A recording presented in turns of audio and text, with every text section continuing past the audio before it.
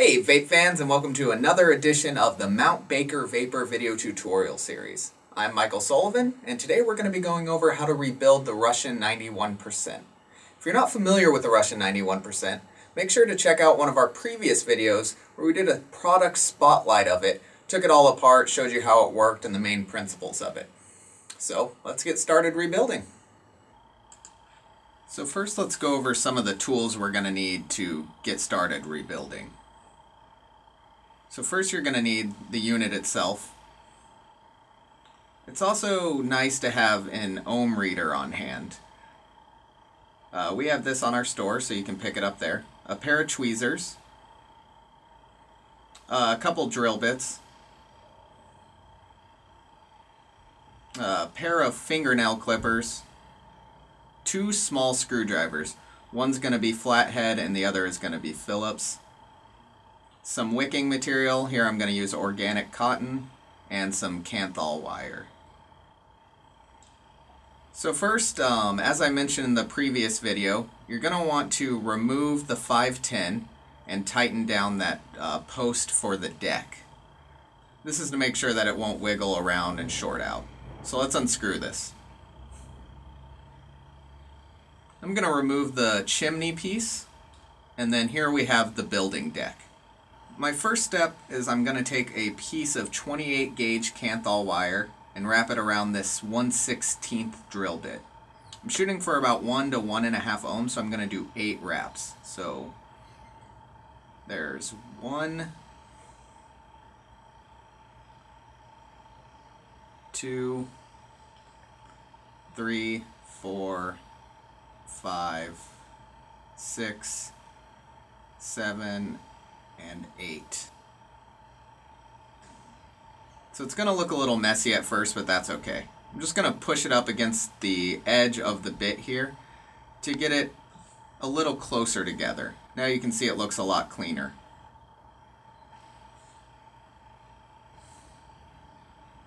So now I'm going to put it on a drill bit without a backing, and this is just going to make putting it on the deck a little easier. So you also want to make sure that your leads are opposite of each other. So I'm going to put one facing in either direction. So the lead should end up looking like this, facing in opposite directions. So for now I'm going to keep the coil on this drill bit because it's going to make fastening it to the deck a little easier. So now I'll grab the Phillips head screwdriver and just unscrew these posts. This is where the wire is going to go. Now take your drill bit. This should have the coil on it still, and position it to where the leads are facing down. When you fasten this to the coil, it should be at a bit of an angle. So I'm going to put the first lead underneath the screw and fasten that down.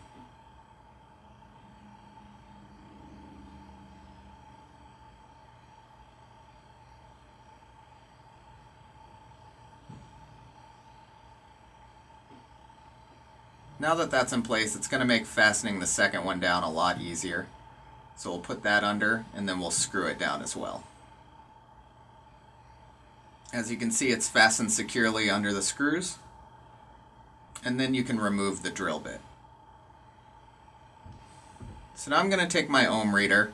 I'm just going to check the resistance.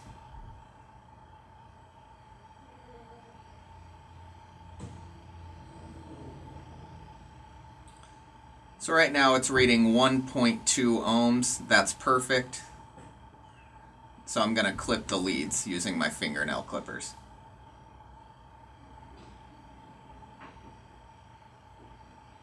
Now we can remove this from the ohm reader and fasten it onto a device.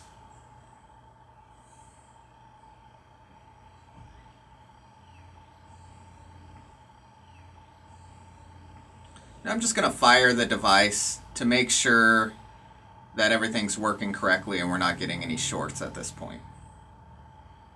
As you can see, it's glowing bright red.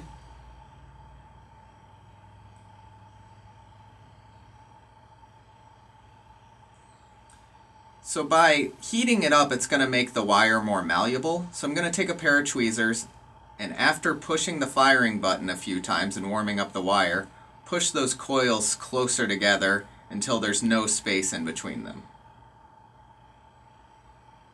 You can see that it's heating from the inside out, which is a good sign, and it tells us that we have a good microcoil. I then insert the drill bit and just raise the coil off of the deck a little higher, and that's just to make sure that at no point it's going to touch the deck. I'll then remove the drill bit and test fire a couple more times. Again, you see the red coming from the inside out. That's a great sign. So now it's time to put our wick in the unit. So as I said before, today I'm going to be using an organic cotton. With cotton, it's going to be a little bit of an art. Less is generally more, so you're just going to take a small piece. What you want to do is twist the edge a little bit to make it nice and thin at the end. That way it's going to make feeding it into the coil a lot easier. I'm also going to cut off a piece of the end, which will also allow it to feed a lot easier. So now we're just going to thread it right through the coil. You should feel a little bit of a resistance, but it shouldn't be moving the coil.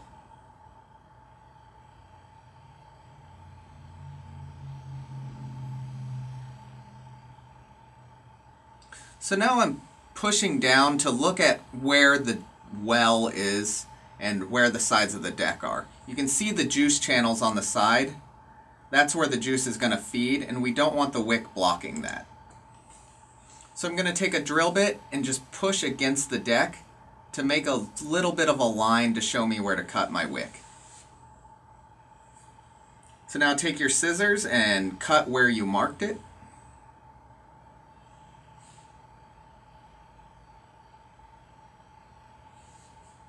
And there you can see it's just going to be a little tough of wick.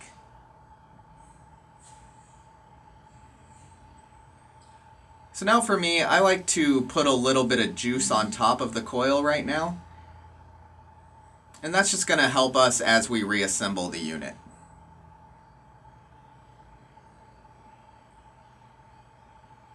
So this is going to allow me to put the wick up and kind of push it together using the juice as a type of adhesive. And you want it pointing just straight up in the air.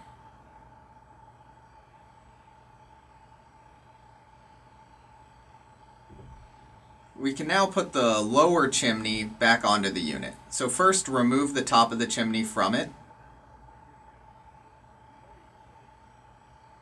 And then screw it right on the top.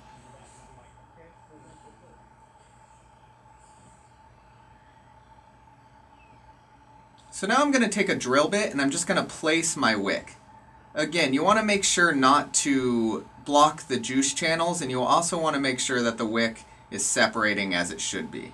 So just keep pressing it down, and as you can see where the coil is angled, just feed the wick towards that angle as to not block the well.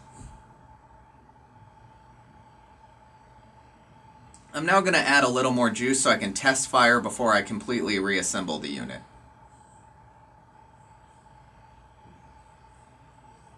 Make sure it's fully saturated or else you could burn the cotton.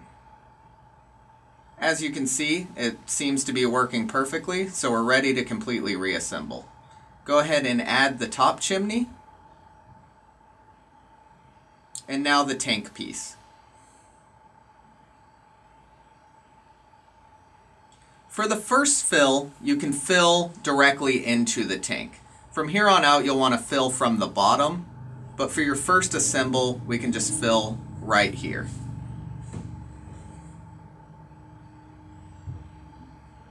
As I mentioned in the other video, this O-ring in the top cap comes out fairly often, so we want to make sure that that's pressed firmly in the groove.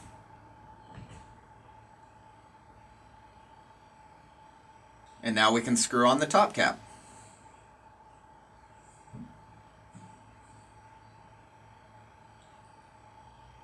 So now that the coil is built and the tank is filled, I put it on my device and it's actually reading at about 1 ohm. For me, that's ideal. I know when we initially rebuilt it, it was reading 1.2, but you're going to see that little bit of fluctuation as you break the coil in. So let's take a vape and see how it goes. So let's take a vape and see how it goes.